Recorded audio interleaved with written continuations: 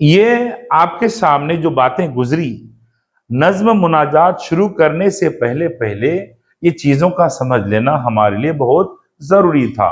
ये चीज अगर समझ में आ गई तो इंशाअल्लाह तबारक व तआला सबक भी अच्छी तरीके से हमें समझ में आएगा।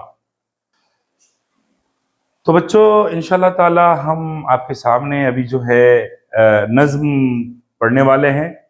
हमारी इस नज्म पढ़ने को बुलंद खानी कहते हैं। क्या कहते हैं?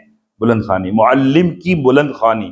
मुअल्लिम की बुलंद खानी से तलबा व तालिबात अपने तलफ़ुज़ और अपने प्रोनाउंसिएशन को और अपने पढ़ने के लहजे को और तरीके को सीख सकते हैं।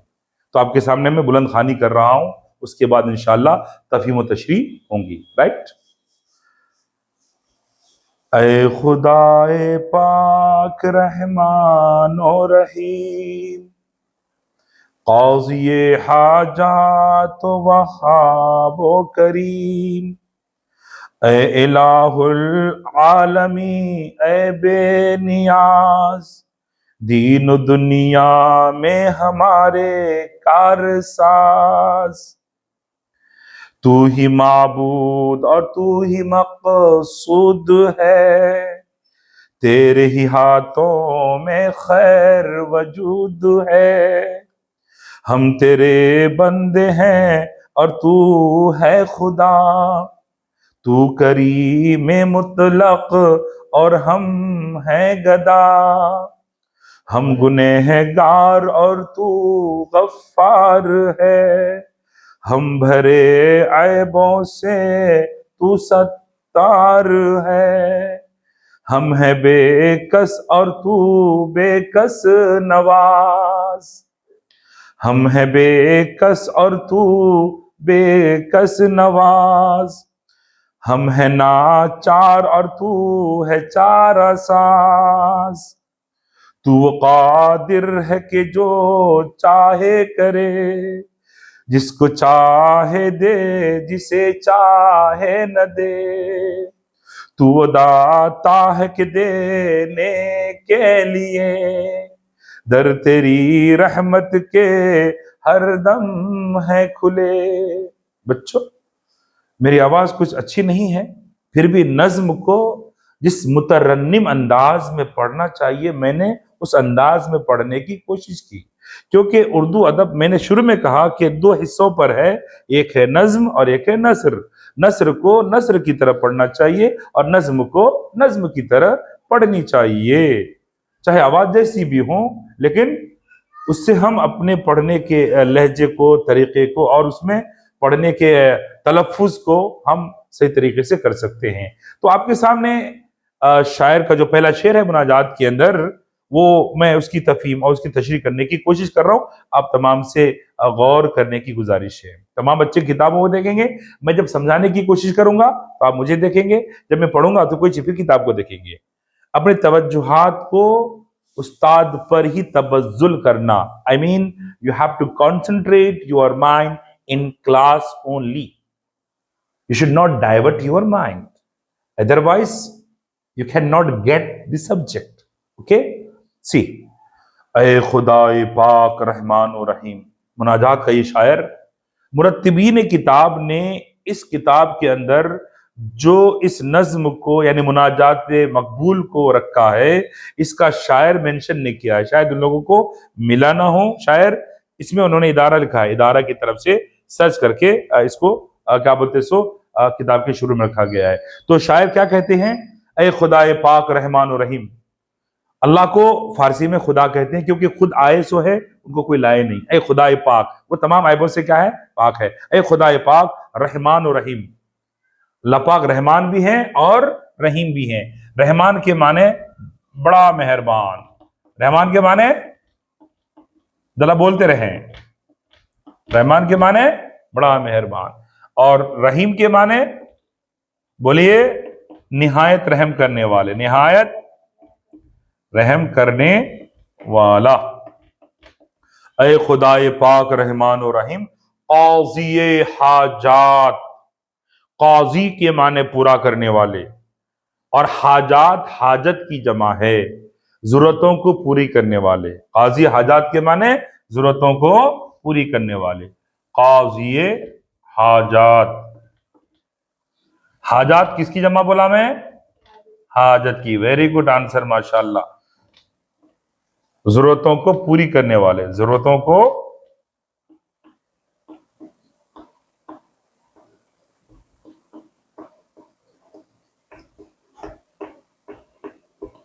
ए काजी हाजात वहाबो करीम।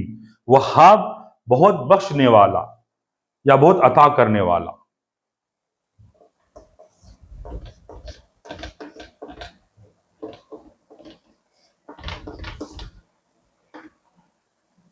मैं जो ये लिख रहा हूं,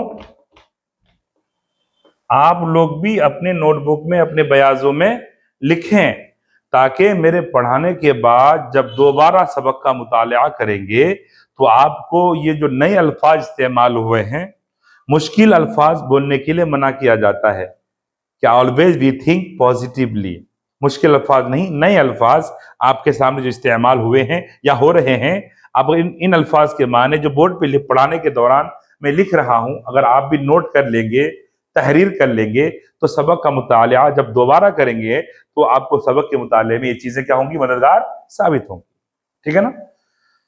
वहाबो करीम, करीम करम करने वाला, बहुत ज्यादा करम करने वाला।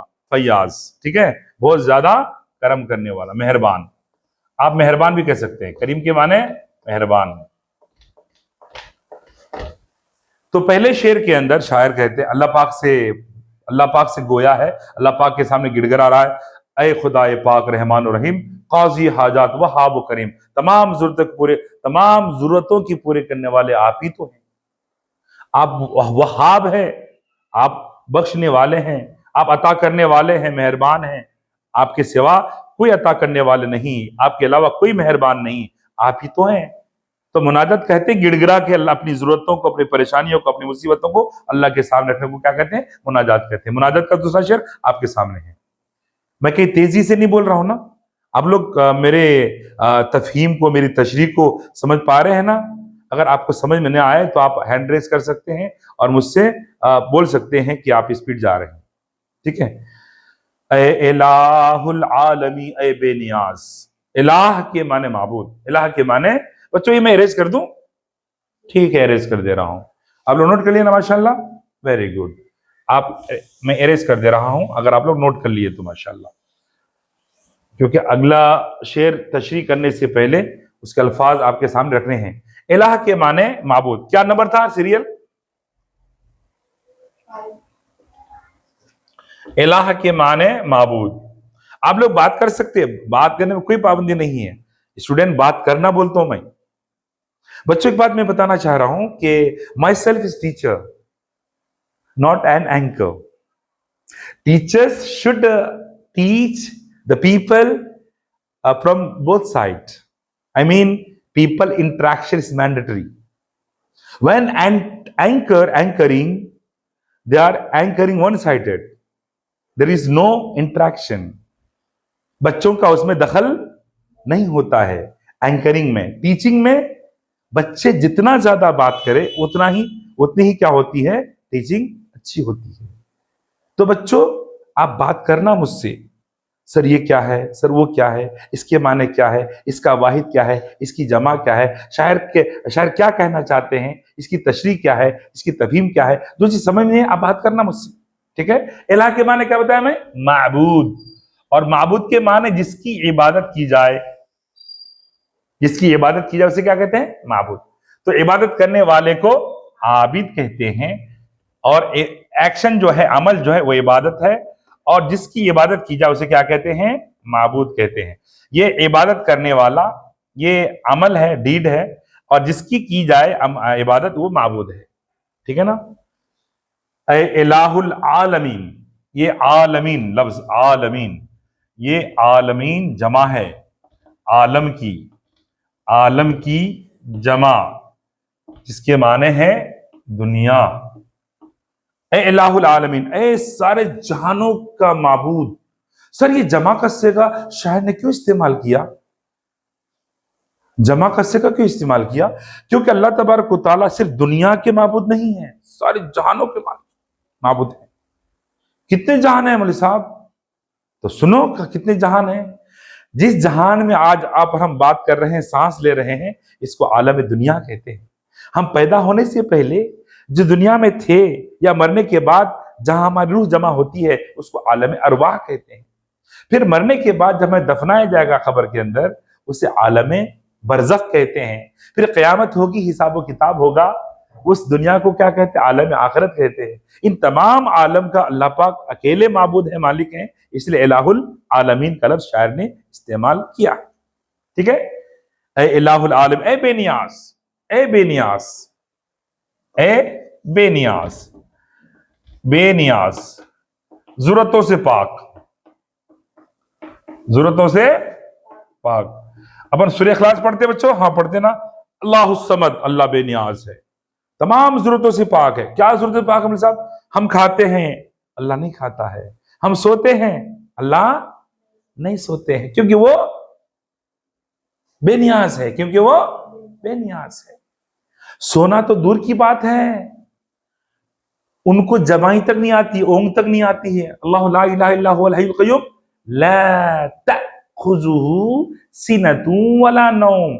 मेरे रब को तो ओंग भी नहीं आती है और नींद भी नहीं आती है, क्योंकि वो बेनियाज है। वो बीमार नहीं पड़ता है, वो बेनियाज है। वो खाता नहीं है, वो वो बेनियाज है। वो सोता नहीं है, वो बेनियाज है। वो बीमार पड़ता नहीं, वो भी बेनियाज है। वो मरता नहीं, वो भी बेनियाज है। हर चीज को फना है, मेरे रब को बका है। कुल्ल शैइन फान व यबका वजहु रब्बिका जुल जलाल वल इकराम। हर चीज फना हो जाने वाली है, अल्लाह जुल जलाल वल इकराम की जात बाकी रहने वाली जात है। इस अल्लाह पाक क्या है बच्चों? बेनियाज। ए इलाहुल आलमी, ए बेनियाज, दीन और दुनिया में हमारे कारसाज, दीन में भी हमारे कारसाज, दुनिया में भी हमारे कारसाज। कारसाज के माने प्रीवियस बताया मैं, फिर बोलता हूं। प्रीवियस अभी बोला मैं थोड़ी देर पहले, ठीक है, फिर बोलता हूं। मैं कंजूसी नहीं करता हूं बात करने में, ठीक है। कारसाज के माने काम बनाने वाला, काम बनाने वाला। कारसाज काम बनाने वाला। कौन सा काम? दुनिया का भी काम और आखिरत का भी काम। आखिरत का काम मतलब हमारी कब्र, जो आखिरत की पहली मंजिल है, उसको आसान कर देना। जन्नत के बागों में से एक बाग बना देना, वो आखिरत की मंजिल। महशर आसान कर देना, महशर की गर्मी को आसान कर देना, हिसाब व किताब को आसान कर देना। यहाँ पे कह रहा है ना कि दीन और दुनिया में, दीन में क्या और दुनिया में क्या, ये आसान करने कारसाज है। दीन के एतबार से भी हमारे कारसाज है, दुनिया के एतबार से भी क्या है? हमारे कारसाज है। कारसाज के माने काम बनाने वाला। अब यहां पर आपको ग्रामर पूछूंगा मैं, कारसाज है क्या? अगर नहीं, आपको नहीं आता है तो टेंशन लेने की जरूरत नहीं है। Don't fear my dear, your teacher is here. कारसाज जो है लाहिका है। लफ्ज के बाद जुज जोड़ा जाए तो लाहिका, लफ्ज से पहले अगर जुज जोड़ा जाए और साबिका। फॉर एग्जाम्पल, मसलन एक लफ्ज हया लिखा मैं, इससे पहले बे जोड़ा तो बेहया, ये साबिका। अब इसको कट कर दे रहा हूं, यहां पे दार लगा रहा हूं, दार, ये जुड़ जोड़ा, ये लाहिका। ये हया एक लफ्ज है, शुरू में जोड़ा साबिका, बाद में जोड़ा लाहिका, ठीक है ना। कारसाज क्या है फिर? लाहिका। Good answer. अगला शेर देखो, तू ही माबूद और तू ही मकसूद है। अल्लाह तू ही मेरा माबूद है, यानी तेरी ही इबादत करता हूं मैं। तू माबूद है, मैं आबिद हूं, तू माबूद है। और तू ही मकसूद है। मकसूद के क्या माने हैं?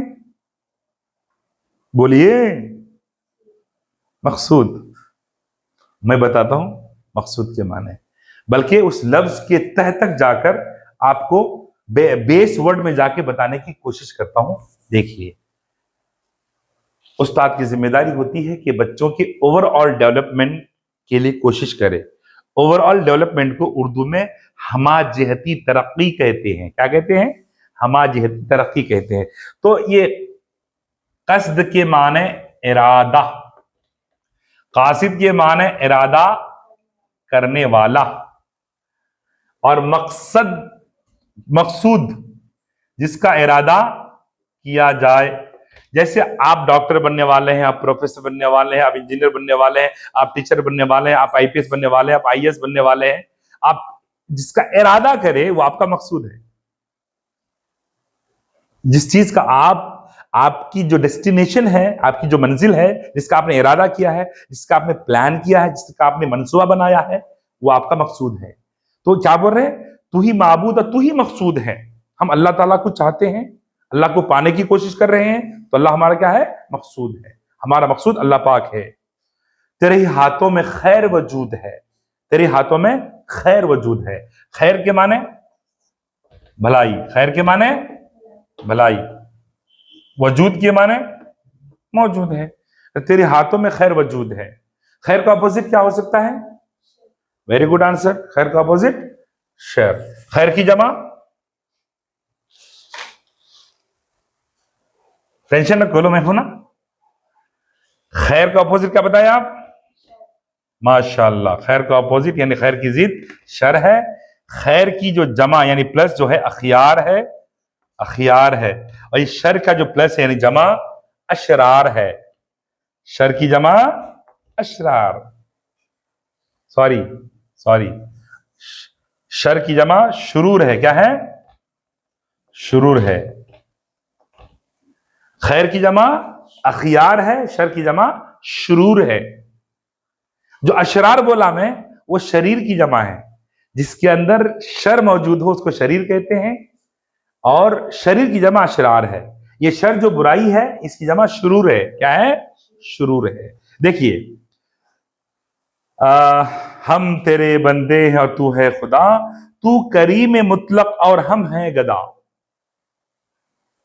गदा बोल रहा हूं, गधा नहीं सुन लेना, गदा। हम तेरे बंदे हैं और तू है खुदा। मौला हम तेरे बंदे हैं और अब हमारे माबूद हैं, अब हमारे खुदा हैं। तेरे तू ही करीम मुतलक। करीम मुतलक का मतलब आम मेहरबान। करीम मुतलक का मतलब आम मेहरबान। करीम मुतलक का मतलब आम मेहरबान है। करीम मुतलक है आप, क्योंकि आप नमाजी को भी देते हैं और बेनमाजी को भी देते हैं, ईमान वाले को भी देते हैं और बेईमान को भी देते हैं, क्योंकि आप करीम मुतलक हैं, आम मेहरबान, करीम मुतलक, आम मेहरबान। ठीक है। और हम हैं गदा। गदा के माने फकीर। गदा के माने फकीर। गदा का अपोजिट, गदा का अपोजिट, गदा की जिद शाह। दुनिया के ए मुसाफिर मंजिल तेरी कब्र है, तय कर रहा है जो तू 2 दिन का ये सफर है। 2 गज जमी का टुकड़ा छोटा सा तेरा घर है, मखमल पे सोने वाले मिट्टी पे सो रहे हैं। शाहो गदा बराबर सबका यही हशर है। तो शाह के अपोजिट और शाह की जिद क्या बनी? गदा, और गदा की जिद शाह। तो हम गदा हैं, हम फकीर हैं। क्या है?